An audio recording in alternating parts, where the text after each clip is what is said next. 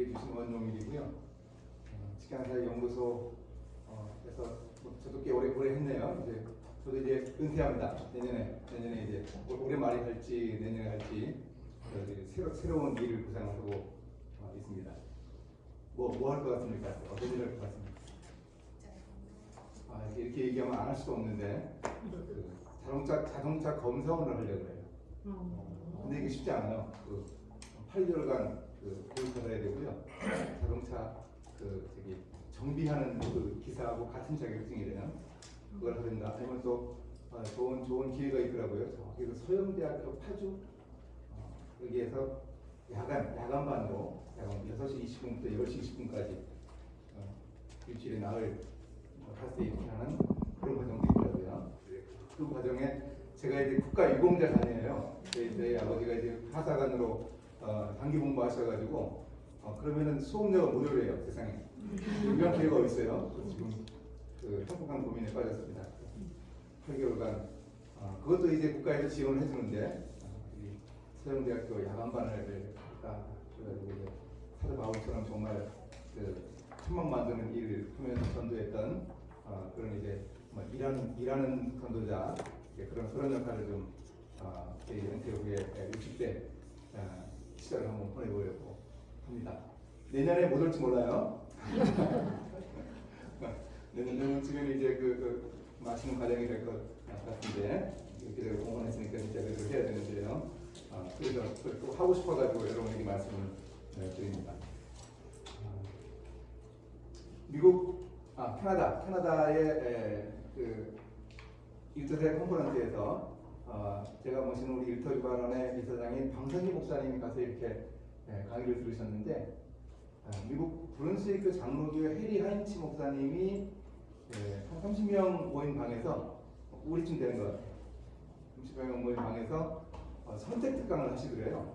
근데 교회 속의 동영상을 보여주시는데 그 영상에 사람들이 기대를 하고 교회를 기다리고 있는데 교회가 안 나오더래요. 그럼 뭐가 나오나 봤더니 사람들이 일하고 출근하고 나중에 보니까 그게 교인들이에요. 그 저녁에는 가족들과 함께 지내기도 하고 교회 사람들하고 함께 지내기도 하고 교회가 안 나오더래요.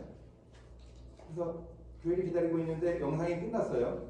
목사님이 말씀으로 설명을 하십니다. 우리가 주일에 모여서 브룬스위크 장로교회에서 하나님께 예배를 드립니다. 여러분 교회 구분이 많이 있잖아요. 천상의 교회도 있고 전투하는 지상의 교회도 있고 승리하는 교회도 있고 많죠. 그런 부분 중에 모임교회, 흩어진 교회라는 부분이 있잖아요. 쉽게 할 수 있는 주일에 우리 교회는 어디 있습니까? 우리가 섬기는 그 교회에 있죠, 그죠? 그 교회에 있습니다. 예배 드리고 봉사하고 교제하고 하는 그 일을 담당하고 그 다음에 오늘 우리가 특별하게 이 시간에 모였습니다만 우리 주중에 월요일부터 토요일까지는 교회가 어디 있습니까? 우리 일터에 있고 우리 가정에 있고 세상에 있다는 거죠. 그래서 가정, 직장, 사회 구성원으로 우리 민족의 구성원으로 세계시민의 한 사람으로 이런 흩어진 교회 사명을 가지고 살아갑니다. 해리한치 목사님이 강조하신 교회는 이 두 교회 중에서 어떤 교회일까요? 흩어진 교회 강조하신 거죠. 모임교회가 중요하지 않은 거 아닙니다. 모임교회가 중요합니다. 근데 흩어진 교회도 역시 중요하다는 그런 가르침을 위해서 그 영상을 보여주셨다는 거죠. 이게 제가 한 얘기가 아니고 해리한치 목사님이 한 얘기가 아니고 저는 오래됐습니다. 종교개혁 시대의 그 종교개혁의 마르틴 루터를 따라가는 후예들이 주일 오후가 되면요 교회 문을 이렇게 닫는 폐문 의식을 했대요. 문을 여는 의식은 의미가 있잖아요. 근데 문을 닫는 게 무슨 의미가 있을까요? 매주 했습니다. 좀더더 방지하려고 그런 거 아닙니다. 문 닫았다고 다음 주일까지 주중에 교회 문을 열지 않은 거 아닙니다. 왜 문을 닫는 의식을 매번 주일마다 오후에 계속했을까요? 그 이유가 뭘까요? 이런 의미입니다. 여러분이 이제 말씀으로 은혜 받았습니다. 예배드리고 힘 얻었습니다. 성도들과 교제에서 이제 기쁨을 얻었는데 이제 세상에 나가서 우리 대전 안개교회 대표 선수로 하십시오. 주중에 자꾸 교회 오려고 그러지 말고 여러분의 흩어진 교회에서 일터에서 가정에서 하나님 사람으로 살다가 다음 주에 다시 우리 교회로 오십시오. 이런 의미를 담아서 폐문의식을 했다는 거죠. 여러분 우리가 이런 야성을 가진 우리 선배들의 후예입니다.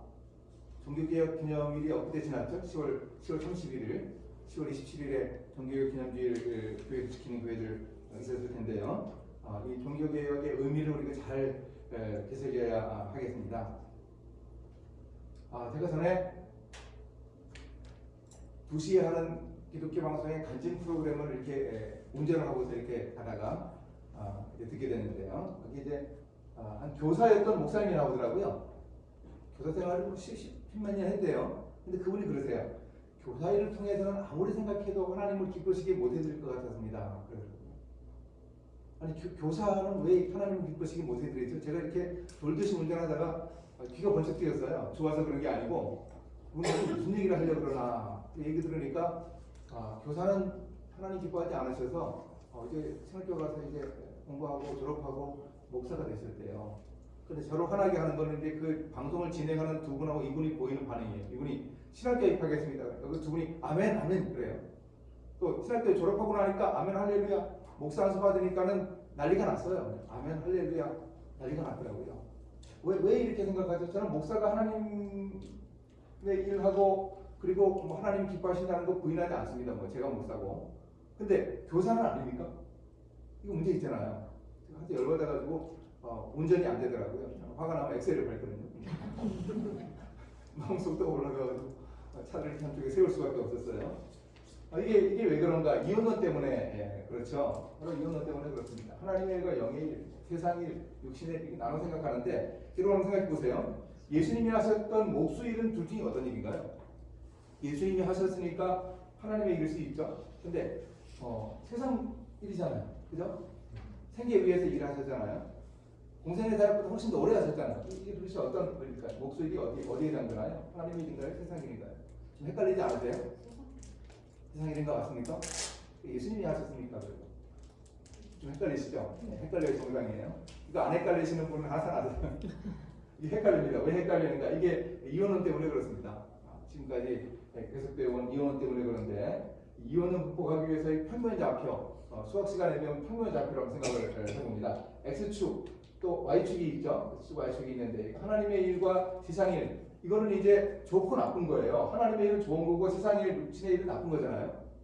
이거는 이제 가치와 자세의 차이입니다. 근데 우리 삶에는 영역이 있어요. 아까 말씀드린 대로 우리는 지금 일상적인 영역에 있잖아요.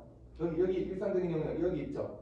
근데 주일 되면 보통 종교적인 영역으로 가잖아요. 우리 지금 뭐 종교적인 영역으로 할 수 있겠지만은 보통 그걸 구분하잖아요. 이건 영역의 차이입니다. 이건 나쁘고 이건 좋고 그 반대도 아니에요. 이게 영역을 나눠 생각해 볼 수 있습니다. 이러면 이제 이름을 붙일 수 있잖아요. 종교적인 영역에서 하나님의 일을 추구하는 종교적인 영성이 있고 종교적인 영역은 다 바람직한 일일까요? 그렇지 않습니다. 종교 영역 안에도 세속화된 종교가 많습니다.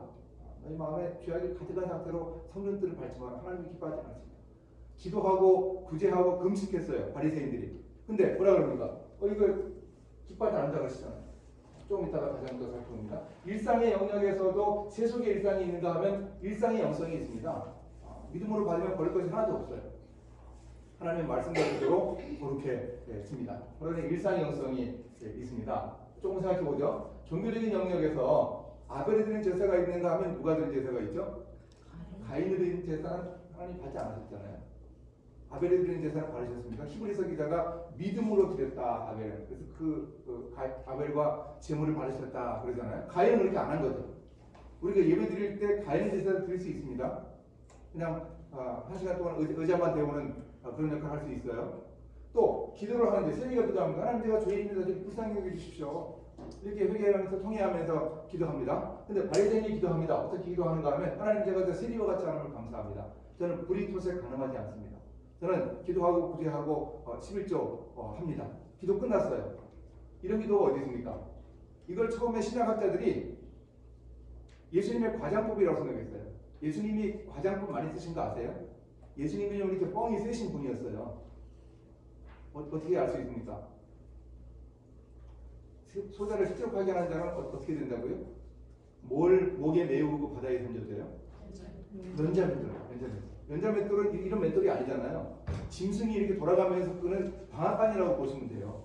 그걸 어떻게 목에다 매요? 그거 목에 메고 바다에 던져지면 어떻게 되겠어요? 이 얘기 듣는 청중들은 헐 그럴 수밖에 없었다고요. 야, 이 소자를 수족하게 하는 게 이 정도로 심각한 거구나 이런 생각을 했다는 거죠. 과장법이죠. 예수님이 낙타가 바늘귀로 들어가는 거 과장법이잖아요. 그런 건 줄 알았어요. 어떻게 이런 기도를 합니까? 근데 예수님 당시 문서들이 발견되는데 이렇게 자기 자랑으로 시작해가지고 자기 자랑으로 끝나는 이런 기도들이 많이 나오더래요.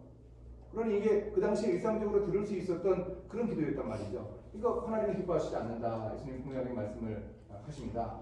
일상의 영역에서 부자 농부같이 사는 그런 일상의 삶이 있습니다. 그런데 일상의 영성도 일상의 영역에서도 하나님의 일을 추구할 수 있습니다. 무슨 일을 하든지 그래요. 무슨 일이 1차적으로 이 종교적인 영역에 포함되지 않고 이 일상적인 영역의 일을 얘기한다고요. 노예들이 집안일을 하고 집안에 생산하는 역할을 하고 그리고 밤에 주인의 배설물을 담는 그릇을 아침에 비우는 일을 하고 이런 그 일들을 주님께 하듯이 하나님의 일을 여기면서 하면 그게 바로 하나님의 일이다. 이렇게 바울이 종들에게 노예들에게 설득을 하자는 말이죠. 바로 이런 일상의 일이 있습니다. 요즘엔 그렇지 않은데 전에 청년들이 저를 찾아와서 이런 얘기하는 청년들이 여러 명 있었어요. 세상을 그만두고 주님의 일을 하겠습니다. 어떻게 하겠다는 얘기입니까? A 영역으로 가겠다는 거예요, 자기 생각에. 근데 C 영역에 있는 사람은 A로 못 갑니다. 어디로 갈까요? C 영역에서 일상적인 영역에서 지상적으로 살던 사람은 자기가 가지고 있던 그 일하던 그 방법 그대로 목회 현장을 어지럽히고 선교 현장을 어지럽힐 거예요. 그러면 안 돼요. 이 C 영역에 있는 사람은 이쪽으로 올라가면 안 돼요. 자기는 A로 간다고 생각하는데 C 영역에 있는 사람은 D로 간다고요. D로. 여기서도 종교적인 영역에서 사건 목자가 되고 만다고요. 그럼 어떻게 하면 정말 하나님의 주의 일을 할 수 있을까요? 어디로 가면 될까요? B로 가면 되잖아요. B로. 일상적인 영역에서 하나님의 일을 하는 B, 하나님의 일을 종교적인 영역에서 하는 A. 이게 어떤 사람들입니까? A는 목회자들이고요. B는 성도들입니다. 이 목회자나 성도 이 사람들이 이렇게 크게 다르지 않아요. 이게 좀 느슨하다고요. 이게 많이 느슨해요. 요즘에 이중직 목회자 얘기 들으셨죠? 코로나 시대 지나고 나서 더 힘들어졌어요. 저도 목사 30년 하다가 이제 일한다 그러잖아요. 이게 파괴한 거 아니에요. 계명을 어긴 게 아니에요. 이게 느슨하다고요. 그리 복잡하지 않아요. 전문 용어로 이걸 뭐라 그러는가 하면 한 끗 차이 이렇게 표현하거든요. 어려운 용어인데 아시네요, 이거. 이게 중요한 거는 둘 다 일상적인 영역이나 종교적인 영역에서 똑같이 목회자가 되고 성도가 되고 하면서 하나님의 사람이라는 거죠. 둘 다 하나님 일을 한다는 거죠. 그러니까 굳이 여러분 웬만하면 자꾸 이렇게 이 목회자 영역으로 이렇게 올려 그러지 마시고요. 이쪽은 우리 강 목사님하고 저하고 책임질게요. 여러분 웬만하면 이쪽에 좀 계셔주세요. 우리도 좀 먹고 살자고. 정말 그런 심정이에요. 믿음 있는 사람들이 왜 자꾸 이렇게 신학교 와서 목회자가 되려고 그러는지 모르겠어요. 근데 그것도 이제 옛날 말이에요. 요즘에는 미달이에요. 미달. 신대원이 미달입니다. 제가 나온 통신 신대원은 꽤 괜찮은 학교였거든요. 근데 통신 신대원도 미달이었어요. 세상에. 이거 어떻게 올렸습니까? 누구나 다 돼요. 면접 이틀씩 이렇게 보면 뭐예요? 미달인데요. 그런 시대가 되어버렸어요. 어떻게 보면 뭐 정상이기도 한데 여러분 웬만하면 이 영역에서 하나님의 사람으로 우리가 살았으면 좋겠습니다. 바로 그런 훈련을 우리가 직장선교사에게서 하는 게 아닌가 생각을 해봅니다. 모두 주님의 일을 하는 사람들이라는 생각 가지고서 우리가 이제 다니엘의 영성을 다니엘의 직장선교의 어떤 그 미덕을 한 대여섯 가지 생각을 해보려고 하는데 첫째는 아이덴티티, 정체성입니다. 다니엘이 바벨론의 포로대에 가가지고 제 바벨론 포로 동지에 이런 거 하지 않았을까요? 했을 것 같아요. 유대인이나 우리 한국인이나 이렇게 자신들만의 이렇게 울타리를 높이 쌓아놓고 이렇게 그 공동체를 추구하는 이런 성향이 강한 것 같아요. 유대인도 그렇습니다. 우리도 그렇습니다. 이래가지고 이제 3년 열심히 공부해가지고 바벨론 정부 종합청사 들어갔거든요. 거기서 신우회 이런 거 하지 않았을까요? 했을 것 같아요. 이런 관점으로 보려고 해요. 다니엘과 새 친구들뿐만 아니라 유대에서 볼모로 포로로 잡혀간 청년들이 많았잖아요. 근데 다니엘서에는 이 4명 외에 아무도 기록하지 않아요. 어떤 사람의 이름도 기록하지 않습니다. 수십 명이 있었을 거예요. 근데 이 4사람의 이름만 기록하고 있습니다. 세상에 그리스도인들 많아도 정말 하나님의 사람으로 살아가는 그런 정체성을 보이는 그런 사람의 모습을 우리가 확인해 볼 수 있습니다. 유대 성경에서 다니엘의 세상 속 아이 영성을 한번 우리가 생각을 해보도록 하겠습니다. 다니엘이 겪은 정체성의 위기가 이제 몇 가지 있는데요. 이름이 바뀌었어요. 다니엘, 하나냐, 미사엘, 아사랴. 이 히브리인들이 우리하고 공통점이 많아요. 우리도 이름이 보통 세 글자잖아요. 이 사람들도 그래요. 다니엘, 하나냐. 공통점이 뭘까요? 세 글자 말고 다니엘, 하나냐, 미사엘, 아사랴. 뭐죠? 이름 속에 공통적으로 엘로힘 하나님, 엘, 그리고 야훼 하나님, 야, 이게 들어가요. 다니엘, 하나님은 나의 재판관이시다, 이런 뜻이에요. 그들의 이름이 바뀌었습니다. 어떻게 바뀌었습니까? 벨드사살, 사드락, 메삭, 아벳느고. 여기 좀 이렇게 말이 좀 억세죠, 그죠? 이제 그 서령 문자, 쐐기 문자, 수메르어, 아카드어죠. 이게 그래요. 거기도 공통점이 있어요. 어떤 공통점인가? 바벨론 만신년의 신들의 이름이 들어있어요. 벨드사살, 벨신이 가장 총애하는 왕, 이런 뜻입니다. 사드락, 아쿠신의 권세, 메삭, 아쿠신과 같으니 누구인가? 아벳느고, 느보신의 종, 이런 뜻이에요. 하나같이 그 이름에 다 그 바벨론의 신관이 담겨 있어요. 그러니 이 사람들이 하나님은 나의 재판관이다, 이런 이름인데 벨신이 가장 총애하는 왕이라고 이름 붙이지 마십시오. 바벨론의 만신전의 최고신 벨신이면 뭐합니까? 나 그런 이름 나 못 듣습니다. 나 다니엘이라고 불러주십시오. 그럴 수 있었나요? 그럴 수 없었죠. 홀모로 잡혀가서 그 나라 사람들이 그 나라 언어로 그 나라 사람 부르기 좋게 그렇게 해가지고 그들의 신개념을 집어넣은 이름으로 부른다는데 어떻게 말이겠어요? 가능하지 않습니다. 우리 정서랑 똑같아요. 여러분 오늘 하루 종일 일하고 오셨는데 일하면서 안에 있는 동료들하고 다른 특별한 일 하고 오셨어요? 그렇지 않잖아요. 우리 똑같은 일 하고 왔잖아요. 그죠? 바로 이런 상황이었습니다. 또 바벨론의 학문을 배워야 했어요. 열심히 배워야 했습니다. 뭐 점수를 하고 점성술을 하고 뭐 그런 거겠죠. 동물의 간 꺼내가지고 기륭화복을 예언하기도 하고 거구의 등딱지를 보고 미래를 예언하기도 하고 그런 거겠죠. 비문을 해석하는 법 그런 거 배웠겠죠. 근데 그렇게 똑같이 따라했을 거라고 생각하지 않지만 열심히 기도했겠지만 대안학습했겠지만은 이거 감당해야 했어요. 그들과 겨루어서 이겨야 했습니다. 어떤 방법을 쓰든지 이겨야 했어요. 불법이 아닌 방법으로 이겨낼 수 있어야 했습니다. 나중에 이제 3년 지나고 나서 느부갓네살 왕이 이제 테스트를 하니까 그 행정고시에서 다니엘이 탁월한 1등, 하나냐, 미사엘, 아사랴가 2, 3, 4등 했대요. 이 부분에서도 이 세 친구들이 탁월한 그런 모습 보여줬죠. 자, 여기 이 두 가지는 어떻게 보면 의무예요, 의무. 그렇지 않습니까? 당연히 해야 되는 일이에요. 근데 이거는 뭔가요? 음식 먹는 문제. 왕이 특별하게 하사하는 진미와 포도주가 있었대요. 술과 고기겠죠? 이 진미와 포도주 음식을 갖다 거절했어요. 뭐 이것도 사실 의무라고 볼 수 있죠. 공무원이 주는 건 먹어야죠, 그죠? 그런가요? 아닌가요? 의무라고 볼 수 있지만 권리잖아요, 권리. 그들에게 주어진 권리를 또 이 양해를 구했어요. 우리가 만약에 영양실조가 되고 얼굴 수척해지면은 윗사람이 목이 잘리게 생겼어요. 그래서 열흘간 시험해서 우리는 채소 먹고 그리고 그 사람들은 고기 먹고 이래가지고 한번 시험해 봅시다. 우리 얼굴에 문제가 생기고 건강에 문제가 생기면 우리가 제기한 옵션 다 포기하겠습니다. 이런 약속을 해가지고 열흘간 시험해가지고 허락을 받잖아요. 이렇게 윗사람과의 관계도 잘 해결하면서 음식 문제에서 문제 제기를 하더라 말이죠. 이 다니엘의 이 모습은 참 의미 있는 모습입니다. 이게 뭐냐면 의무는 다하면서 권리는 포기하는 거예요. 여러분 우리가 이렇게 살지 않으면 우리 일터에서 하나님의 사람으로 인정받지 못해요. 이거 거꾸로 하면 안 돼요. 의무는 소홀히 하고 권리는 다 찾아 먹으면요 안 믿는 사람들이 우리 보고 뭐라 그럴까요? 얌체라 그럽니다. 얌체. 우리가 얌체 소리 들으면은요 일터에서 절대 일터 정대상 못해요. 이렇게 해야 돼요. 의무는 다하면서 우리 권리를 포기할 수 있어야 합니다. 이 정체성을 정리를 한번 해본다 그러면 격리가 되면 안 되고 구별돼야 되고요. 그리고 동화되면 안 되고 적응하는 겁니다. 말은 그럴듯한데 이게 좀 쉽지 않아요. 왜 격리가 되려 그럴까요? 동화될까봐 그러는 거 아니에요. 근데 격리도 되지 말고 동화도 되지 말래요. 구별되고 적응하는 게 어떤 건가? 뭐 이렇게 목사가 말만 하면 뭐 설교하고 강의만 하면 되는 건 줄 알았는데 그게 아니더란 말이죠. 그래서 저도 정리하다가 한 단어, 직장인들이 많이 사용하는 단어가 떠올랐습니다. 대안이라는 단어입니다. 대안이란 말 참 많이 하죠.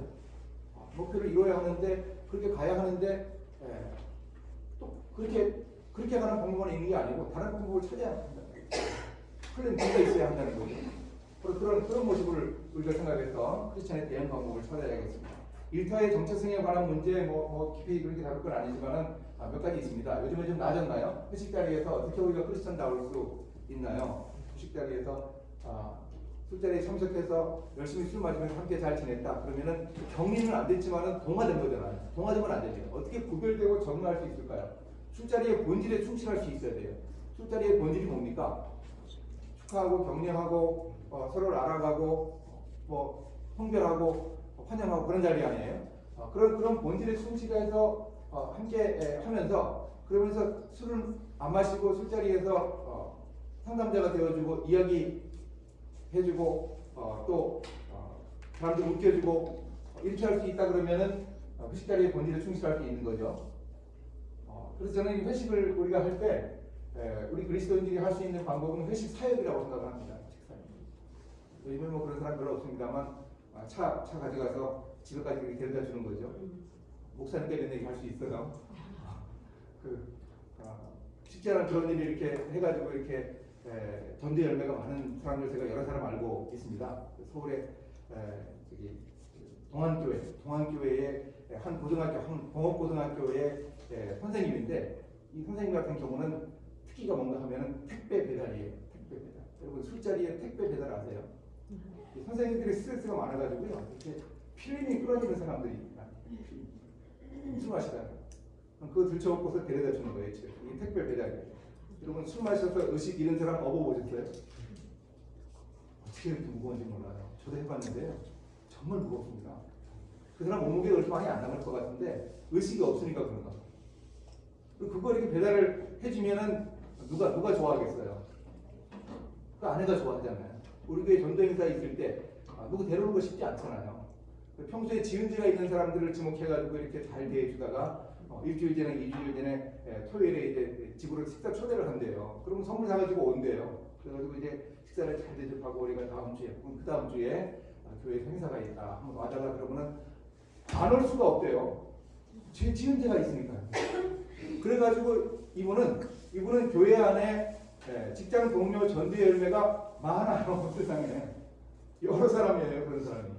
여러분 이거 회식 사역 아니에요? 회식 사역. 이런 식으로 우리가 이 회식 자리에서 우리 크리스천다운 대안을 세우는 이런 데를 생각할 수 있습니다. 주일 성수 우리가 어떻게 할 수 있을까? 주일 성수 우리 예배 드리는 게 중요하다 하는 건데 주일에 결혼식 하는 경우 있잖아요. 저기 장례야 필요한 시간에 가서 하면 되는데 이 주일에 2시에 1시에 이렇게 결혼식 하는 거 있잖아요. 요즘 많이 그러지만 아직까지 있잖아요. 어떻게 하면 좋을까요? 어떻게 하면 우리 크리스천다운 대안을 드러낼 수 있을까요? 실질적인 문제 여러분 생각해 보십시오. 내가 예배를 중요하게 여기는 크리스천이다. 이 사실도 강조하고 그 사람과의 관계도 할 수 있는 방법. 머릿속으로 저는 생각을 했는데 미리 가면 되겠더라고요.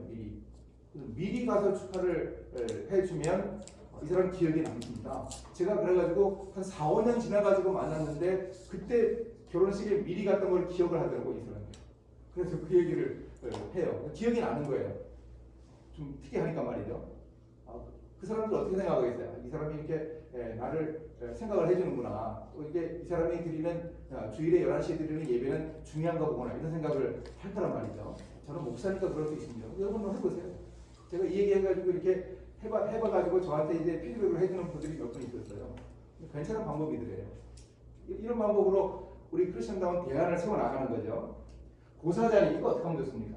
여러분은 시청에 있어서 이런 거 배운 문제 없을까 모르겠는데 과거에 구제형 뭐 이런 거 있었을 때 전국의 군 단위에서 그냥 위령제죠. 위령제.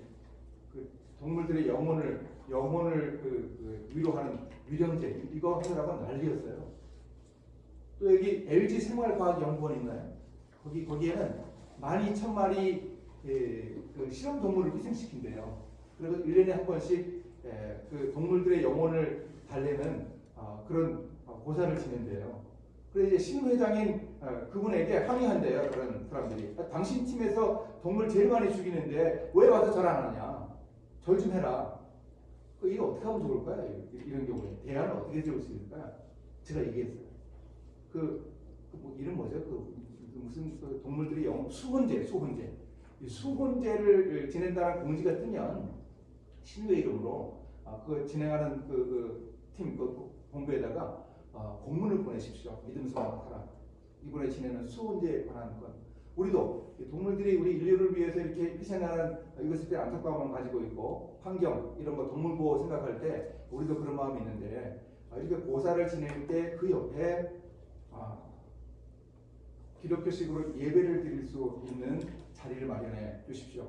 국립현충원, 대전 현충원에서 의식을 할 때 여러분 종교 몇 종교가 오는지 아세요?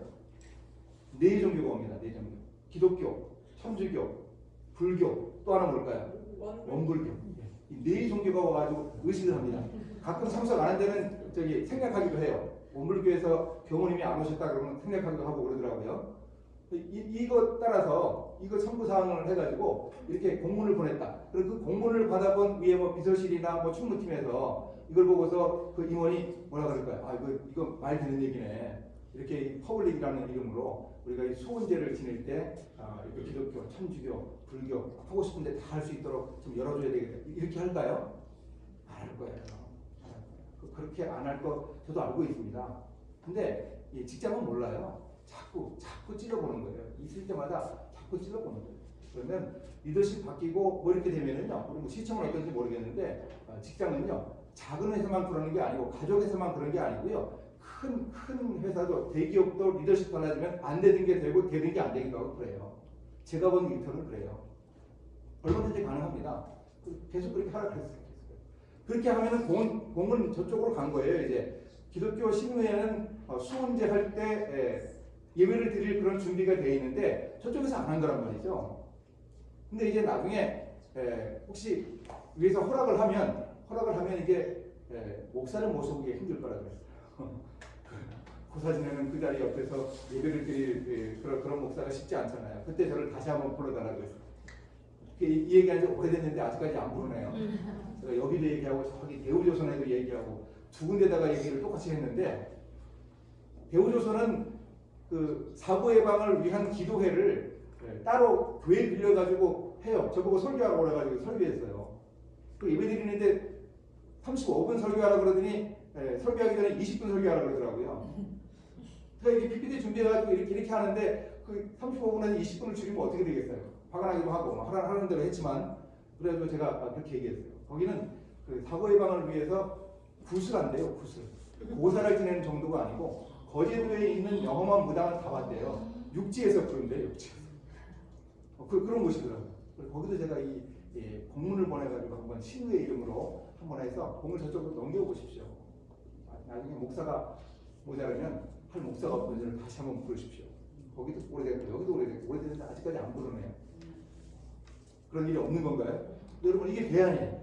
이런 방법으로 대안을 세우는 그런 노력을 기울일 때 우리가 이 고사에 대해서도 우리 크리스천의 정체를 드러내는 방법을 찾아낼 수 있습니다.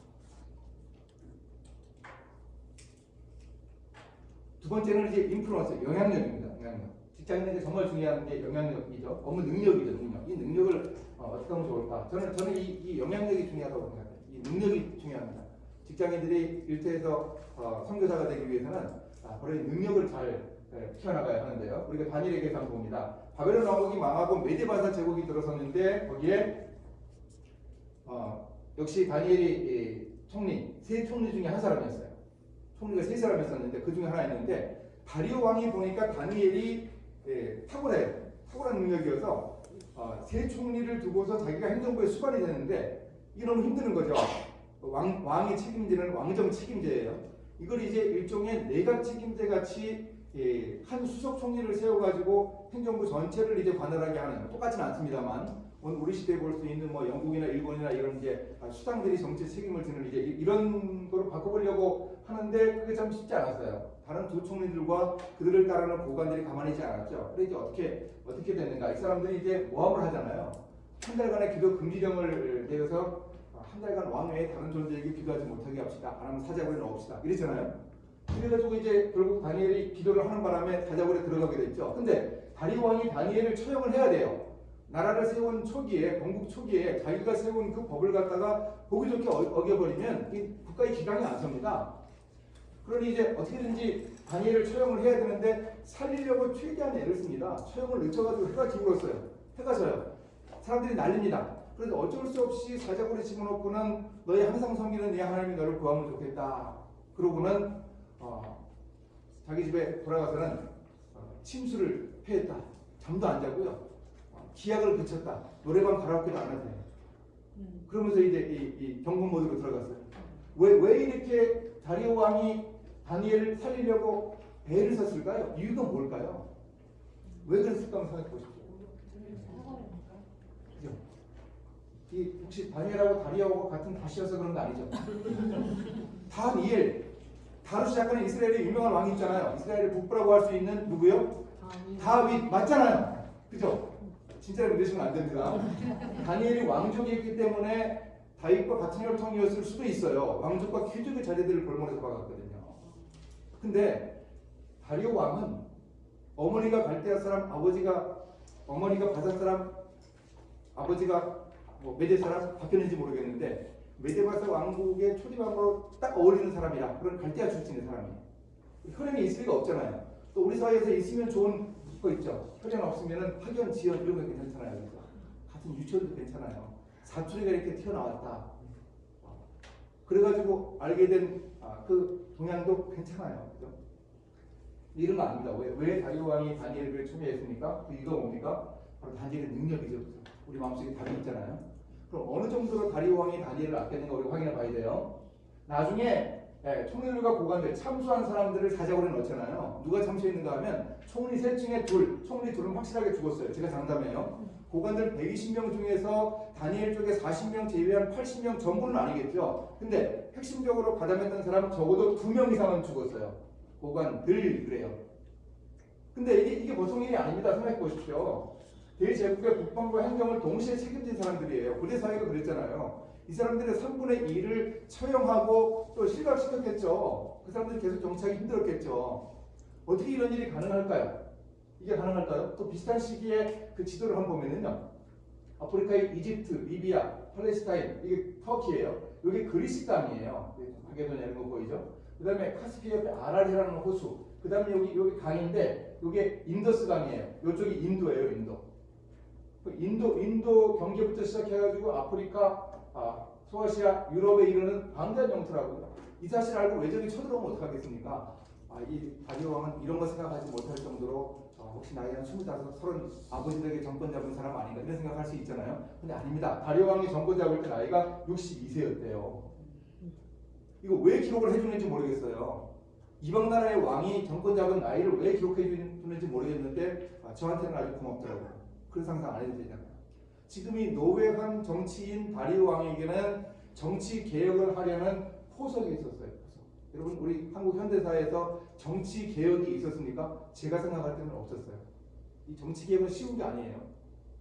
이 당파 싸움 합니다. 신하들이 두 세력이 화해가 안 돼요. 한 세력을 제거합니다. 본토박이고 다수인 사람들을 갖다가 제거해버리고 소수고 이방인인 다니엘 쪽을 살리는 거예요. 보통 일이 아니에요. 좀 큰 도박을 하는 거예요. 지금 다리오 왕이. 우리에게 두 번째 포석이 중요합니다. 다니엘의 정적들을 제거하더라도 다니엘이 지금까지 가지고 그 나라를 경영해본 그 경륜, 과거 느부갓네살 왕 때 다니엘이 39년 동안 총리했거든요. 여러분 지금 다니엘의 나이가 15살에 잡혀왔더라도 다니엘 6장의 다니엘 나이가 81살이에요. 그러니 느부갓네살 왕 밑에서만 39년 총리했다고요. 그 경륜, 또 다니엘이 가지고 있는 인적 인프라 그런 거 가지고 충분히 이 대제국의 위기를 헤쳐나갈 수 있을 거다. 이런 확신이 있었기 때문에 다리오 왕이 그 정적들을 처형할 수 있었던 거죠. 그렇지 않을까요? 여러분 근데 사실 다니엘 6장에 이 일이 믿어지세요? 믿어지면 믿음이 크신 거예요. 이거 안 믿는 사람들이 많아요. 그 공부 많이 한 신학자들이 안 믿어요. 신학자들, 자유주의 신학을 하는 사람들이요 이걸 안 믿더라고요. 그래가지고 제가 어떤 주석을 보니까 이건 그 메데바사 제국의 하나님의 영광이 이렇게 충분히 드러났다는 사실을 표현하는 문학적 표현이다. 이건 실제로 일어난 일이 아니다. 이 다리오 왕이 정신 나갔냐? 이런 사소한 일을 가지고 나라 정치인 3분의 1을 죽고 실각시키는 이런 왕이 도대체 어디 있냐? 이런 대제국을 다스리는 왕이 이럴 수가 있냐? 이건 아니다. 실제로 일어나는 일이 아니다. 저는 그렇게 안 믿어요. 그렇게 안 믿고 실제로 그런 일이 있었다고 믿고 그리고서 가만히 생각해 보니까 일터에는 이런 관계가 있잖아요. 일터에 인간관계가 있잖아요. 내가 누구 라인에 서야 되나?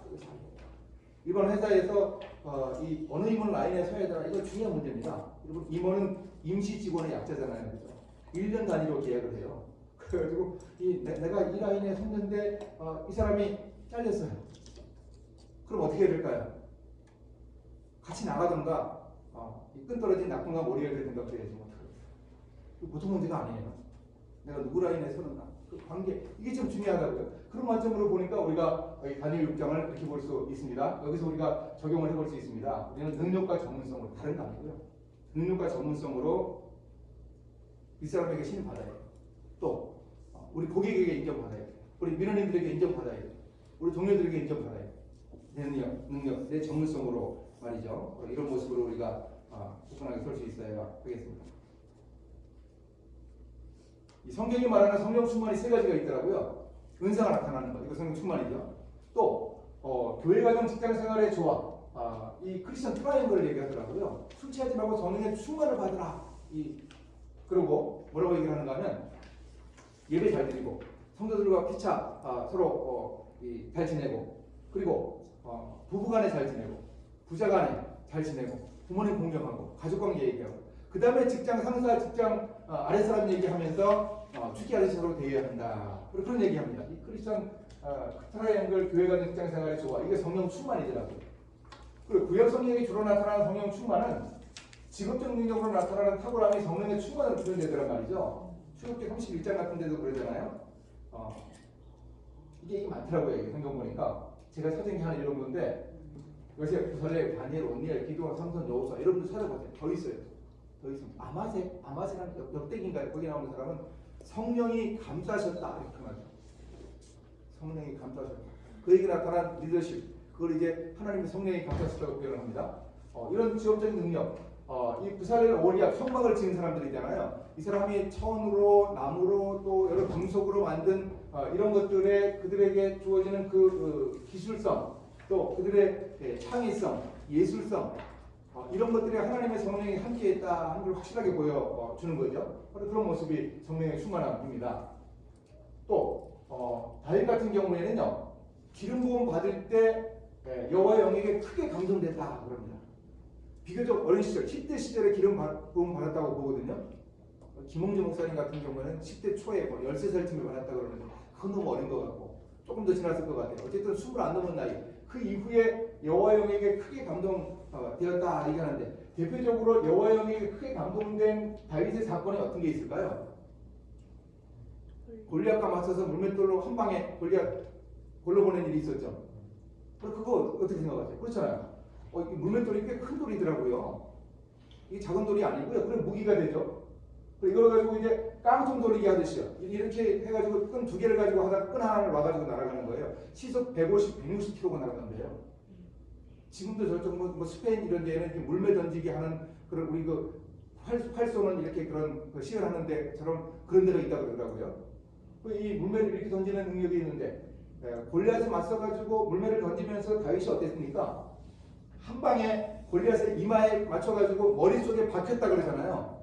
저렇게 큰 돌이 골리앗은 머리뼈가 얼마나 두꺼웠겠어요. 그 두개골이 깨졌다는 얘기예요. 두개골이 깨져서 절반 이상 걸쳤으니까 박히죠. 절반 이하로 하면은 튀어나오죠. 그죠? 박혔다는 얘기는 적어도 50% 이상 들어간 거예요. 그럼 그렇게 읽으셔야 돼요. 이 정확성, 이 속도, 여기에 하나님의 성령이 함께 하시겠죠. 그죠? 틀림없이 그랬을 거예요. 이게 성령의 충만함이죠. 그리고 그럼 그렇게 하나님의 성령 충만 받아가지고 그렇게만 하면 되는 거 아니에요. 다윗이 열심히 연습했어요. 형들보다 오랫동안 했어요. 막내가 집안에 양들을 치느라고 7명의 형들이 2, 3년씩 하고 계속 물려줬어요. 근데 다윗은 물려줄 동생을 어머니가 안 낳으세요. 막내예요, 막내.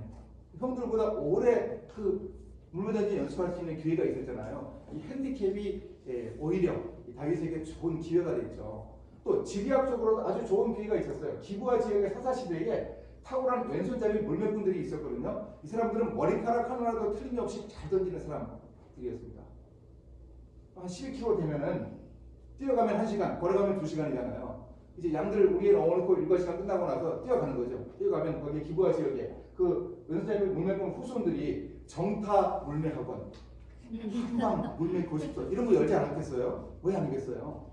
거기 가서 열심히 연습하는 거죠. 우리 식으로 얘기하면 이렇게 고용보험 지원도 받아가면서 그런 거지 이제 내일 배움 카드 이런 거 저도 신청했어요. 그래가지고 이제 하는 거죠. 얼마나 좋은 기회입니까? 이 기회 놓치지 않았을 거예요. 여러분 우리의 능력이라는 게 뭔가 하나님의 성령이 함께 하셔서 기름 부어 주시고 그리고 열심히 구단을 연습하면 골리앗을 골로 보낼 수 있어요. 한 방에. 여건이 좋지 않았어요. 달려가면서 던져요. 달려가면서 던지면 잘 안 맞잖아요. 여러분 이 전쟁 영화에서 막 이렇게 총 이렇게 쏘고 가는데 뭐 사람들이 쓰러지는 거 무슨 거짓말이에요. 안 맞아요. 움직이면서 손을 주면 맞을 리가 없어요. 왜 그랬겠습니까? 화살이 날아왔거나 갑자기 적이 다가왔거나 여건이 좋지 않았기 때문에 달려가면서 던졌어요. 그러면서 한 방에 맞추잖아요. 우리가 우리의 능력에 대해서 잘 생각할 수 있어야겠습니다. 캐나다의 한 교회에 변기 스테인드 글라스가 있다는 걸 제가 책에서 봤네요. 변기 스테인드 글라스. 왜 그랬는가? 토마스 크레퍼라는 사람이 계량용 변기를 발명했대요. 우리도 요즘에 가끔 볼 수 있는 이렇게 위에서 물이 떨어지는 변기 있잖아요. 저희 지금 사무실 말고 예전 사무실이 그런 변기였어요. 이런 거를 발명한 사람인데 궁금하더라고요. 변기 스테인드 글라스, 교회의 스테인드 글라스에 변기 모양이 있다는 게 어떤 모습일까 궁금했는데 제가 가볼 수는 없고 그래서 제가 검색을 시작했더니 나오던데요. 토마스 크레퍼라는 사람인데 성 로렌스 교회라는 데서 이제 우리 돈으로 한 1억 원쯤 가까이 해가지고 이제 정말 시골 교회예요. 2, 3층 정도 되는 높이에 이런 스탠드 글라스를 만들었더라고요. 여기 이 부분인 것 같아요. 이 부분을 확대하면 이렇게 되죠. 여기에서 한번 변기 모양의 검은 실루엣을 찾아보세요. 남자의 머리 위, 저 바 밑에 보이시죠? 네, 요겁니다, 요거.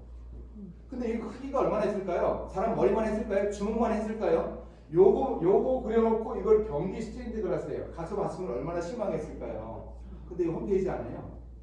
글로브 메일이라고 하는 그 지역의 기독교 신문이 아니고 일반 신문의 기자가 취재를 해가지고 쓴 그 기사의 내용을 요약을 해놨어요. 그 기사의 내용이 뭔가 하면요. 1930년대에 이 교회 출신인 토마스 크레퍼라는 사람, 그 사람에게 하나님의 성령이 함께 하셔서 그에게 준 지혜로 지금까지 수억 명의 사람들이 얼마나 큰 유익을 얻었는가, 또 앞으로 얼마나 많은 사람들이 유익을 얻을 것인가. 그 사람이 자기에게 주어진 그 일을 능력을 발휘해서 잘했을 때 이런 일이 있었다. 이런 중요성을 상기시키기 위해서 이 교회에서 새로 스탠드 글라스를 만들면서 이 검은 변기 모양의 실루엣을 그려놓았다 하는 걸 일반 신문 기자가 기사로 써가지고 냈더라고요. 여러분 이 배관공, 사실 이 배관공이라는 직업은 중요한 설비 일하는 분들이죠. 중요한 일인데 그렇게 뭐 존경받는 직업은 아니잖아요. 그죠? 그리고 이제 우리하고 좀 다른 게 저런 나라에서는 캐나다 이런 데서는 중요하대요. 그 배관공 시험이 그 예상 문제가 없대요. 완전히 그 진입 장벽을 갖다가 자기들이 조절을 한대요. 많이 필요하면 많이 뽑고, 그 다음에 너무 많아가지고 조절을 해야 되겠다 싶으면은 한 명도 안 뽑는데요. 이거를 조절을 잘 한대요. 그래서 어떤 그 외과 의사가 자기 집에 이렇게 그 세면기가 고장이 나서 물이 안 내려가가지고 배관공을 불렀대요. 배관공을 이렇게 조사를 해보더니 2시간 일거리고 1시간에 100불씩 200불입니다. 그 외과 의사가 깜짝 놀랐어요. 아니 이보시오, 나 외과 의사인데 나도 그렇게 못 받아요. 2시간에 200불. 그 배관공이 뭐라 그러는 줄 아세요? 그래서 내가 외과 의사 그만두고 배관공을 했습니다. 배관공이라는 직업이 아주 의미 있는 직업이래요. 의미 있습니다만 어쨌든 그렇게 존경받는 직업은 아니잖아요. 근데 이렇게 열심히 자기 일을 하다 보니까 그 능력을 발휘해서 얼마나 많은 유익을 주는가, 바로 이런 의미가 우리가 보여주고 감당해야 할 그런 영향력입니다. 세 번째는 이제 인테그리티, 정직, 신실함입니다. 앨론사라고 2004년인가요? 그 미국의 앨론사, 그 매출 기준으로 미국에서 5위였어요. 5위. 이런 회사에서 이제 뭐 분식회계 뭐 여러 개 다 걸렸죠. 다 걸려가지고 난리가 났었죠. 앨론사가 이제 앨론사의 그 회사의 그 사시라 그러나요? 회사의 사시 중에 하나가 인테그리티였어요. 엑셀런스도 있었고 인테그리티도 있었고. 이 사람이 이제 케네스 레이더가 하는 사람이 회장이었는데 한 경제 잡지가 이 사람이 했던 어록을 가지고요, 이 사람이 얼마나 거짓말을 많이 했는가 하는 걸 갖다가 이제 조롱하면서 이제 피노키오다, 이 사람 거짓말쟁이다 이렇게 조롱하고 있는 거거든요. 근데 이 사람이요 홈페이지에도 그랬고, 이 사람이 말 꺼내면 교회, 성경, 뭐 하나님, 성령 이런 얘기가 그냥 수시로 나온대. 수시로. 뭐 모든 게 다 그냥 홀리해요. 말 자체가. 그런 사람이 이런 모습을 보였다 하는 거죠. 이건 인테그러티 아니죠. 인테그러티의 중요한 단어, 우리말로 번역이 잘 안 되는 단어의 뜻이 뭔가 하면은요. 우리 식으로 얘기하면 우리 회사에 나와서 일하는, 우리 일터에서 일하는 모습하고 교회의 모습이 완전히 다른 사람이 있잖아요. 이런 사람을 가리켜서 인테그러티가 없다 이렇게 표현해요. 인테그러티 의미 중에 하나가요. 그 일관성, 이런 의미가 여기 담겨 있다고요. 이런 모습을 보입니다. 다니엘은 그럼 어땠을까요? 다니엘은 어떻게 정직함을 드러냈을까요? 총리들, 보관들, 기자들이 다니엘을 근거, 허물, 그릇된, 허물 5번이나 반복하잖아요. 단어를 바꿔가면서 3가지 단어를 가지고 5번이나 반복하면서 얘기하잖아요. 이게 문장이 어색하잖아요. 이게 무슨 얘기일까요? 무슨 의미일까요? 그냥 치밀하게 사찰을 한 거예요. 인사청문회에 나온 고위 관리들 치고서 제대로 된 사람들 그리 많지 않죠, 그죠? 뭐 뒤지면 다 나와요. 안 나올 수가 없어요. 근데 그게 없더래요. 그래서 이 사람들이 낸 청문 보고서 내용을 좀 보세요. 이 사람 현행법으로 못 겁니다. 근데 특이사항 하나가 있는데 기도하는 겁니다. 하루 3번씩 기도하는데 율법에서 근거를 찾지 못하면 고발할 수 없습니다. 만약에 일과 시간에 가가지고 1시간씩 3번 기도한다 이러면 근무태만으로 걸 수 있잖아요. 그것도 아니었어요. 그 청사 옆에 있는 관저에 가서 아침에 기도했을 거고 저녁에 기도했을 거고 낮에 점심시간에 가서 잠시 기도하는 걸 거예요. 그런 기도하는 뭔가 특이사항이 있는데 그거로 걸면 될 것 같습니다. 그래가지고 법을 만들잖아요. 법을. 한 달간의 기도 금지령을 만들어가지고 법을 공포하잖아요. 여러분 이 나라 국경선 넓은 거 보셨죠? 법이 공포돼서 시행되기 위해서 걸리는 최소한의 기간이 6개월이에요. 현행법으로 잡을 수가 없어가지고요. 6개월의 시간을 들여가지고 그렇게 법을 만들어가지고 하루빨리 다니엘 끌어내려야 하는데 그럴 수밖에 없는 이런 현실이었단 말이죠. 이게 다니엘이 보여주는 탁월한 인테그리티였습니다. 이런 인테그리티 가지고 우리가 나서야 되는데 사실 용기가 있어야 되죠. 이 정직함을 드러내기 위해서 용기가 있어야 되는데 용기하면 다윗이죠, 그죠? 용기하면 다윗인데 보통 전쟁은 욕하면서 하는 거거든요. 여러분 알고 계세요? 전쟁은 욕하면서 한대요. 기본적으로 기선을 제압하기 위해서. 골리앗이 그러잖아요. 40일 동안 한 게 뭐냐면 나와가지고 욕한 거예요. 니네 하나님 나오라 그래. 누구 한 놈 나와서 나랑 붙어보자. 그래서 이기는 사람한테 몰빵 해주자. 이렇게 조롱하고 욕하고 그랬어요. 근데 다윗은 뭐 하나님의 이름 어쩌고 저쩌고 뭐 이러는데 이게 전쟁을 제대로 하려고 그러나. 여러분 다윗의 용기가 마음에 부딪혀 오시나요? 다윗의 용기가 어떤 용기일까? 저도 그래요. 저는 여러분같이 이렇게 이 피곤한 시간에 졸지도 않고 이렇게 앉아 계시는 분들에게 설교하고 강의하면 제가 기분이 업돼요. 지금 기분이 좀 업된 상태예요. 제가 가서 하는 설교하는 곳 주로 이제 회사인데 회사에 가서 이렇게 딱 서면 절반 이상은 잔다고 보시면 돼요. 깨워야 돼요. 어떻게든지 좀 공감을 찾고 이렇게 해가지고 어떻게든지 얼마나 피곤하겠어요. 일찍 와가지고 앉아서 당연히 졸리죠. 저도 졸릴 거예요. 설교하면서도 졸리는데 어떻게든지 좀 공감을 형성하려고 이렇게 성경에 나오는 얘기들, 알만한 얘기들을 많이 설교하거든요. 다윗과 골리앗 얘기 모르는 사람이 없어요. 이거 여러 번 설교했습니다. 지금 있는 곳에 10년 지금 설교했는데 한 대여섯 번 한 것 같아요. 근데 제가 이 설교를 하면서도 다윗의 용기가 마음에 부딪혀오지 않더라고요. 세상에 어떻게 좋습니다. 정태기 박사님이라고 치유사역 하시는 분이 계세요. 이분이 강의하신 강의 테이프 정말 수백 개가 있었어요. 겹겹이 옛날에요.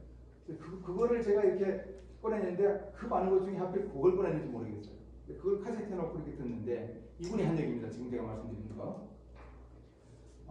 이분이 미국에 안식년 가서 공부를 하는데 강동만 집사님, 추모, 통영에서 호텔업 하다가 미국 가신 분, 미국에서 사업에 성공한 분이에요. 이분이 사냥 나갔다 왔다고 고기 드시러 오시라고 갔대요. 갔더니 호랑이 고기를 실컷 드셨대요. 육질이 부드럽고 정말 그렇게 맛있더래요. 생고기라고 그러지. 호랑이 고기를 잘 드시고 나서 거실에서 비디오를 보면서 사냥 나간 얘기를 듣게 됐는데 집에서 기르던 사냥개 2마리를 데리고서 사냥을 나갔는데 커다란 발자국이 있고 호랑이 포효하는 소리가 들리는 거예요. 개들이 그 골짜기 쪽으로 내려가가지고 개들이 짖고 호랑이가 포효하고 난리가 아니더래요. 무섭더래요. 근데 가만히 들으니까 개들이 주인을 부르는 소리가 들리더래요. 조심조심 내려가더니 처음에는 호랑이는 못 봤어요. 호랑이가 나무에 엉클리고 있고요. 아래서 개들이 짖고 있는 거예요. 위로 올려보니까 호랑이가 한 마리 있는 거예요. 깜짝 놀라가지고 총으로 한 방에 쐈어요. 한 방에 떨어뜨려 죽었어요. 호랑이가. 이거 누가 잡은 겁니까? 개들이 80% 잡은 거잖아요. 이 정태희 박사님이 이 상담학 심리학 하신 분이거든요. 가만히 한번 생각을 해보셨대요. 나중에 보니까 이 사냥개 2마리의 몸에 상처가 하나도 없대요. 이건 뭐냐면 호랑이가 이 개들을 건드리지도 못한 거예요. 그리고 나무 위에 피신이 올라갔어요. 호랑이가 나무 위에 올라가는 게 문제 없대요. 알려줘서 나무 위에 올라갈 필요가 없으니까 안 올라가지 충분히 올라간대요. 근데 일단 피해간 거 아니에요. 제압하지도 못하고 도망간 것도 아니고.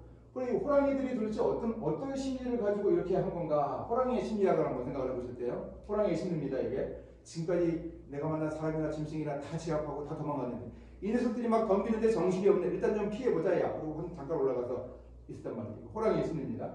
그 다음 사냥개 2마리의 심리는 뭔가 하면 지난 5년 동안 주인들과 함께 나가서 못 잡은 짐승이 없어요. 우리 주인들과 함께라면 충분히 이길 수 있어요. 이 녀석은 무늬가 좀 징그럽고 덩치가 커요. 근데 우리 주인들과 함께라면 충분히 이길 수 있다 생각하고 막 덤빈 거 아니에요. 그렇잖아요. 막 정신을 덤빈 거 아니에요. 그래가지고 이 제압할 수 있었다는 거죠. 호랑이를 나무 위로 몰 수 있었다는 거죠. 이게 이 사냥개 용기라는 거죠. 제가 이 얘기를 듣는 순간에 정광석과 같이 제 머리를 때리는 게 무슨 얘기 하려는 건지 아시겠죠? 다윗의 용기가 이 강아지들, 이 사냥개들의 용기라는 거죠.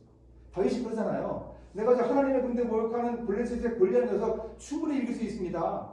하나님이 내게 그런 내공을 주셨습니다. 제가 사자 아가리에서 곰 아가리에서 새끼 양 빼앗아 왔습니다. 하나님이 이미 내게 그런 내공을 주셨습니다. 충분히 저 블레셋의 골리앗 녀석을 이길 수 있습니다. 자기 힘으로요? 아니죠. 하나님이 주신 능력으로 힘으로 가능하다는 이야기이죠. 다윗의 용기가 어느 정도였는가 하면요. 이 물맷돌을 5개 가져가잖아요. 왜 5개 가져갔겠습니까? 하나 더 실패하면 또 던지기 위해서요. 그러면 좀 부족하잖아요. 5개는. 또 그게 뭐가 중요해서 그걸 성경이 기록을 할까요? 기록을. 이유가 뭘까요? 5개. 하긴 5개가 중요하긴 하죠. 별이 5개. 잠수 보시죠. 5개가 중요하긴 해요. 성경에 5개가 많이 나오더라고요. 오병이어 때 떡도 5개고 또 요셉이 애굽 파라오 앞에서 하나님의 이름을 5번 얘기하더라고요. 5번. 뭐 이런 5번 얘기가 많이 나오긴 합니다. 근데 이 돌이 5개가 도대체 어떤 의미였을까요? 사무엘하 21장에 답이 있습니다. 거기 이스비므이라고 하는 블레셋의 거인 장수하고 다윗이 맞짱 뜹니다. 아비새가 도와줘가지고 거의 겨우 이겼어요. 그리고 골리앗하고 라훔이 손가락이 6개씩 있는 바지쯤 거인을 다윗이 도와드려 죽입니다. 골리앗은 다윗 전에 죽였잖아요. 5거인을 다 죽여놓았더니 이스라엘에 평화가 찾아왔어요. 여러분 다윗은 전쟁하느라고 성전을 못 짓잖아요. 평생 전쟁했습니다. 여러 적들이 있었죠. 암몬, 모압 여러 적들이 있습니다. 주적이 블레셋이었어요. 왜 그랬을까요? 이 5거인들 때문에. 골리앗은 전에 죽였지만 이 21군업이라고 하는 적장과 맞섰던 때가 다윗이 나이가 많았던 때입니다. 몸도 피곤하기도 했고 그래가지고 전쟁하기 쉽지 않은 상황이었단 말이죠. 그때까지도 그래서 제가 생각할 때는 70에서 떠났는데 60 넘은 것 같아요. 그런 모습을 보여줍니다. 그러니까 다윗이 물맷돌을 5개 가져간 이유가 뭐예요? 이 사무엘상 17장에 나오는 전쟁은 이게 전면전이거든요. 제 추측이 아니고요. 사무엘상 17장 1절에 블레셋 군대, 8절에 이스라엘 군대. 이 군대라고 하는 단어 자체가 정규군이라는 얘기예요. 한 국가의 정규군. 우리나라의 정규군 60만, 50만 있잖아요. 이 정규군끼리 맞붙은 전면전이에요. 그러니 이 사람들이 다 나왔을 거예요. 거인들이니까 좀 잘 보입니까? 그거 다윗이 40일간 봤어요. 40일간.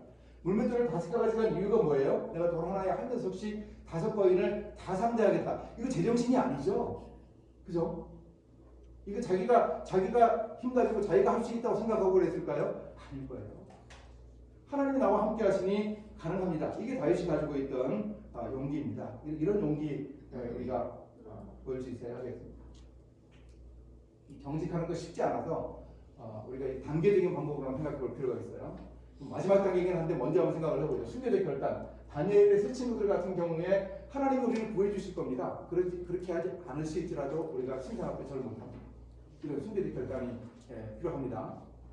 그리고 순결이 결단만 있는 게 아니고 성화의 관점으로 믿음의 분량대로 차근차근 해야 될 그런 상황이 있습니다.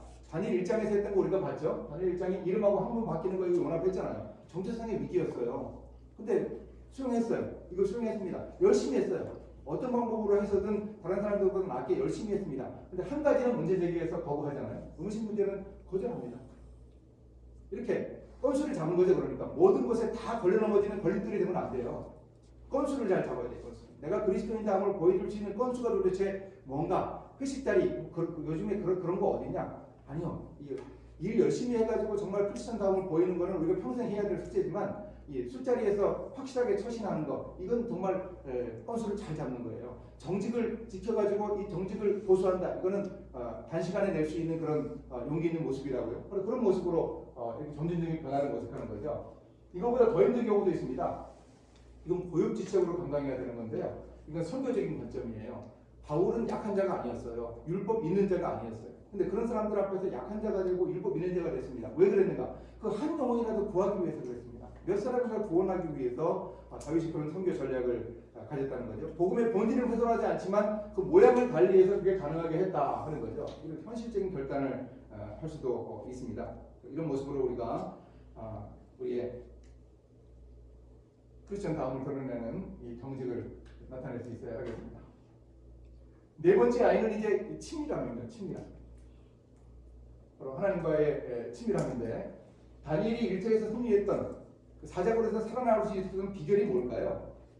이건 같이 읽어볼까요? 읽어보겠습니다. 시작. 왕이 기뻐서 명하여 다니엘을 불에서 올리라 하매 그들이 다니엘을 불에서 올리즉 그의 몸이 조금도 상하지 아니하였으니 이는 그가 자기의 하나님을 믿음이었더라. 믿음이었더라. 우리도 믿잖아요. 우리에게는 이런 일이 왜 되는 걸까요?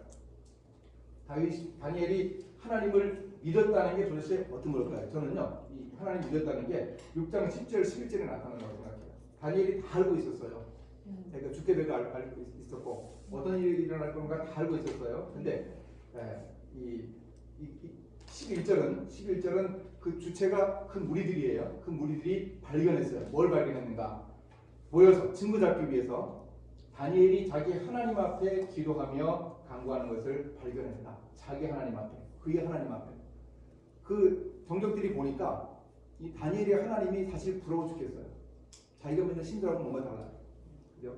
지금 그 자기가 믿는 하나님은, 다니엘이 믿는 하나님은 이 국가의 그 모든 권력, 그거를 지금 얻을 수 있는 그 자리에서 그 모든 거 포기하고 다니엘이 그 하나님께 모든 걸 바치더라고요. 이 하나님이 정말 부러웠을 거예요. 그럼 기도하며 간구했다 그럽니다. 왜 이렇게 표현했을까요? 기도와 간구, 이게 관용적인 표현입니다. 그냥 하는 말이 아니고 이 관용적인 표현입니다. 이게 어떤 의미일까요? 기도하며 간구했다 하는 게 이게 어떤 의미일까요? 신약에도 나오죠, 그죠? 빌립보 4장에 나오죠. 염려하지 말고 모든 일에 기도와 간구로. 이게 용법이 같아요. 앞에 나오는 기도는 기도의 일반 명사, 뭐 대표 기도를 한다거나 정해진 시간에 기도하는 이걸 이제 기도라고 표현을 하고요. 간구는 특별한 목적이 있을 때 하는 기도를 얘기해요. 그래서 뭐 죄를 뒤집어쓰면서 회개 기도를 한다거나 오랫동안 기도한다거나 함께 모여서 통성으로 기도를 한다거나 집회를 여는 기도를 한다거나 이런 걸 이제 간구라고 표현을 하거든요. 정적들이 볼 때 처음에 다니엘이 기도했어요. 그 기도가 길지도 않습니다. 기도문 가지고 기도하는 거고 솔로몬의 성전 낙성식 때 포르데와 같은 사람들이 이 성전을 향해서 기도하면 그 기도를 응답해서 그들이 돌아오게 해주십시오. 여기에 근거해서 하는 그런 기도였을 거거든요. 그런 언약적인 기도였을 거예요. 그러니 길지 않았을 거예요. 근데 정적들이 볼 때 다니엘이 처음에 기도를 하다가 어떻게 했는가? 시간이 지나면서 다니엘이 간구를 하더란 말이죠. 간구. 지금 사적을 받겠지 마지막으로 기도하는 겁니다. 죽어요 이제. 왜 평소보다 다니엘의 기도가 길어지지 않았겠어요? 길어졌을 거예요. 왜 그의 눈에서 눈물이 안 나오겠습니까? 목소리가 왜 높아지지 않았겠어요? 틀림없이 그랬을 거예요. 그 간구하는 모습을 그 정적들이 봤어요. 발견했어요. 이 사람들은 알았을 거예요. 자기들이 졌다 하는 거예요. 이게 단편 소설로 본다 그러면은 이게 이 부분이 소설에서 얘기하는 복성이에요. 복성. 이제 그들의 운명이 어떻게 될 것까 하는 것을 알 수 있는 이 복선을 볼 수 있습니다. 저는 빌립보 4장 6절 7절을 쓴 사도 바울이 편지를 쓰면서 다니엘 6장 10절 11절을 머릿속에 그렸을 거라고 생각해요. 단어가 비슷해요. 기도와 간구, 감사했다고요. 감사. 하나님께 감사함으로. 다니엘이 이렇게 기도하고 나서 얻은 게 하나님이 주시는 평강 아니었겠어요? 그랬을 것 같습니다. 이런 모습으로 다니엘이 기도하는 모습을 보여줍니다. 다니엘은 일터에서 생긴 문제들을 가지고 기도했습니다. 1장에서 음식 문제 가지고 기도하고 2장에 사생결단의 기도를 했잖아요. 그 형제들 동료들과 함께 정말 목숨을 구해달라고 기도합니다. 6장에서 기도하고 9장에서는 이 포로기의 마감 문제를 놓고 예레미야의 예언 두루마리를 보면서 이제 70년 포로기가 거의 끝났구나, 몇 년 있으면 끝나겠구나, 그걸 느낍니다. 우리 민족의 귀환에 내가 기여할 수 있겠다, 이런 생각도 가지게 됩니다. 이렇게 말씀과 기도로 우리는 거룩해질 수 있습니다. 바로 이걸 보여줍니다. 정말 중요한 모습입니다. 기도하고 말씀 보는 것, 이런 하나님과의 친밀함이 없으면 우리가 일터 선교사로 설교가 쉽지 않습니다. 제가 여러분에게 한 가지 소개를 해드리겠습니다. 핸드폰을 꺼내주세요. 사람들은 준비를 하셨는데, 오늘 유튜브 앱을 켜보세요. 유튜브 앱을 켜가지고 거기에 그 돋보기 검색하는 데 있죠. 검색하는 데다가 일터 소명 이렇게 검색. 일터 소명. 거기 들어가면 이제 뭔가 나오죠, 그죠? 일터 소명 그 채널에 들어가셔가지고 그래서 구독을 눌러주세요. 구독해 주셔서 감사합니다. 알림 설정을 해주세요. 알림 설정을 하시면 내일 아침부터 하루도 빠지지 않고 일터 소명 일상이 나옵니다. 지금까지 2020년 21년부터인가요? 4년 가까이 정말 하루도 안 빠지고 있어요. 하루도 안 빠지고 있습니다. 주말에도 합니다. 이런 묵상 없어요. 대한민국에 일터 관점으로 매일 말씀을 묵상하는 거 없습니다. 여러분 주변의 사람들에게도 소개해 주십시오. 구독만 하지 말고 꼭 들어와서 보세요. 요즘 왜 그렇게 안 보는지 제가 힘이 안 납니다. 구독해 주셔서 감사합니다. 이제 마지막으로 우리가 살펴볼 게 이제 여러분 잘 알고 계시는 이제 전도죠. 임팩트, 획기적인 영향. 전도가 좀 힘들어집니다. 관계를 통해 전도해. 사람들을 읽어주는 것도 이 관계를 통해서 해 효과가 있죠. 바로 이제 전도가 중요한데 12세기 살았던 성 프란치스코가 얘기합니다. 뭐라고 그런가 하면 복음 전하세요. 언제나 필요하면 말을 사용하세요. 말로 전달하지 말라는 얘기 아니죠. 근데 말보다 앞서는 게 뭐라고요? 삶이 되는 거예요. 삶으로 전달할 수 있어야 한다는 거죠. 이걸 다니엘이 한 것 같습니다. 다니엘이 다리오 왕을 전도해서 하나님 믿었을 것 같아요. 다리오 왕이 어떻게 할 수 있는가? 이 조서를 보세요. 물론 내가 믿는 하나님 그러지는 않았어요. 다니엘이 하나님이라 그러면서 하나님에 대해서 어떻게 이렇게 자세하게 설명을 할 수 있을까요? 물론 다니엘이 초안했겠죠. 근데 도장은 다리오 왕이 찍었잖아요.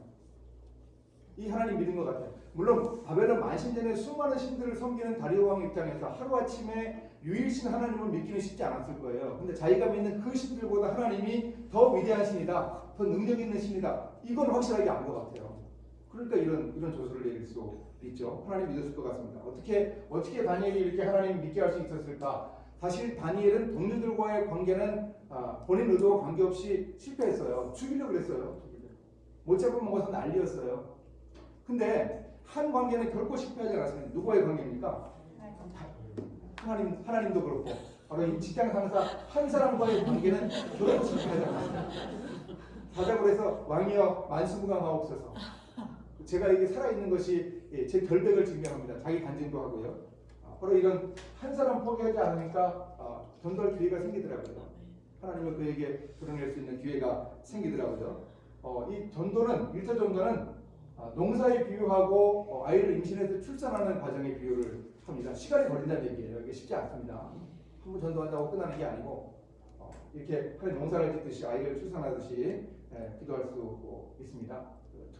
접촉하고 데리고 오는 인도하고 복음을 실제로 전하기도 하고 이런 여러 가지 방법을 통해서 우리가 팀워크를 할 수 있어야 합니다. 한 사람이 회심해서 하나님을 만나게 된 이 통계를 보면은요, 무수한 접촉이 있었고요. 그리고 교회 와서 복음을 듣는 그런 기회, 인도도 여러 번 있었고, 그리고 복음을 전해 듣는 것도 여러 번 있었대요. 그걸 다 합하면 수십 번이 되는 그런 기회를 가지고서 복음을 영접하는 그런 경우를 봅니다. 이렇게 애쓰고 노력할 수 있어야 하겠습니다.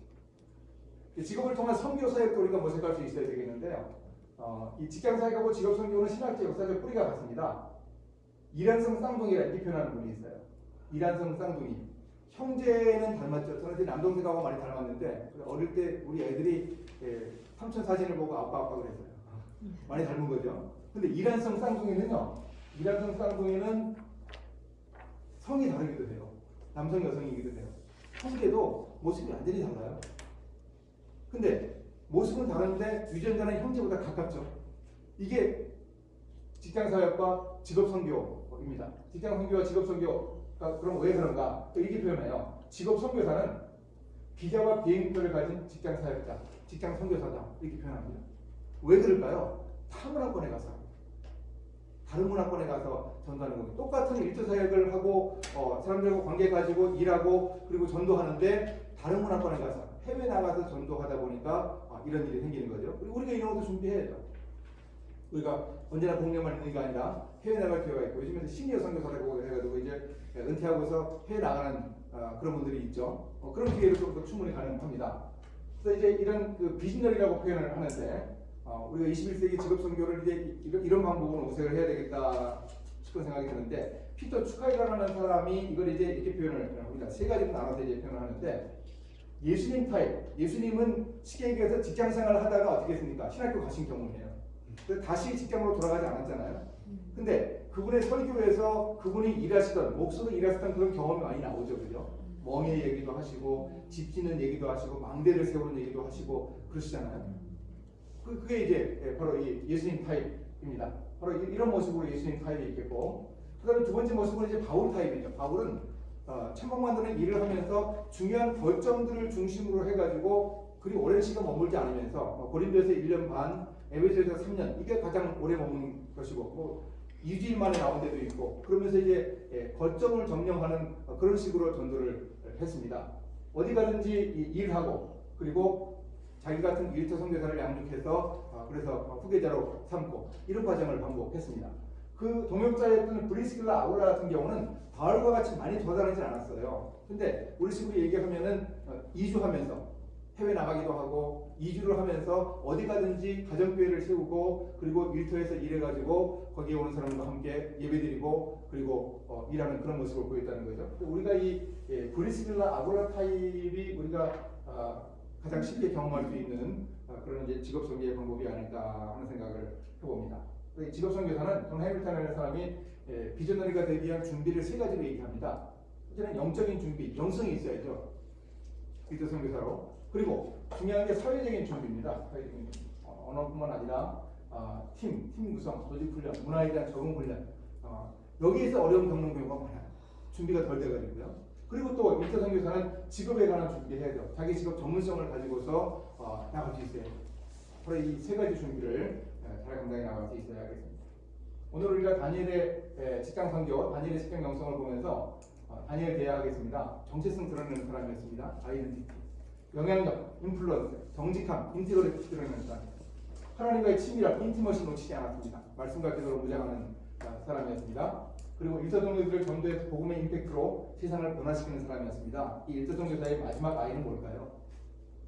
마지막 아이는 바로 내가 돼.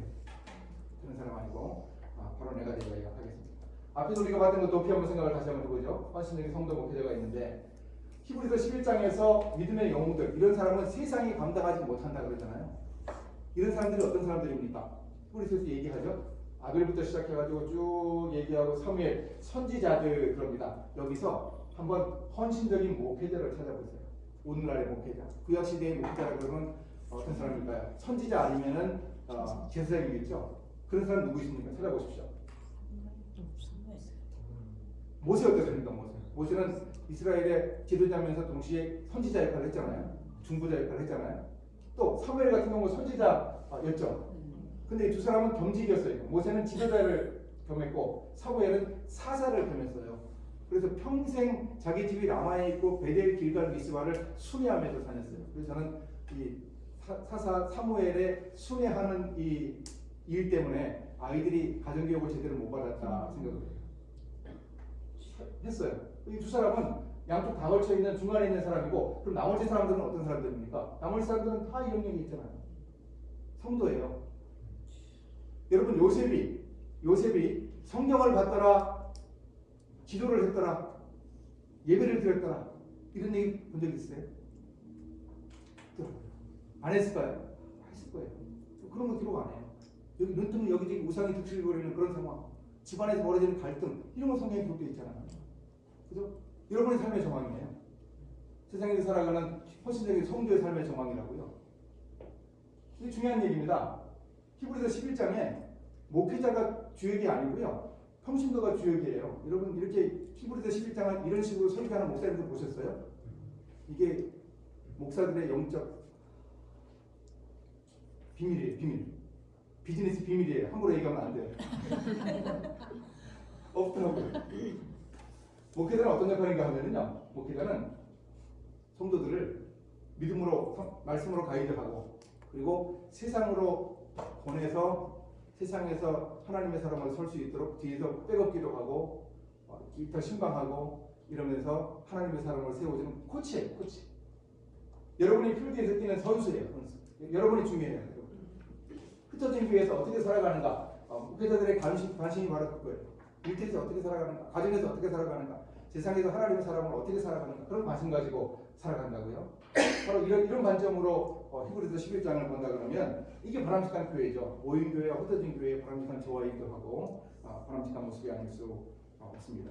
이런 모습으로 우리가 우리 흩어진 교회의 영성을 생각할 수 있어야 하겠습니다.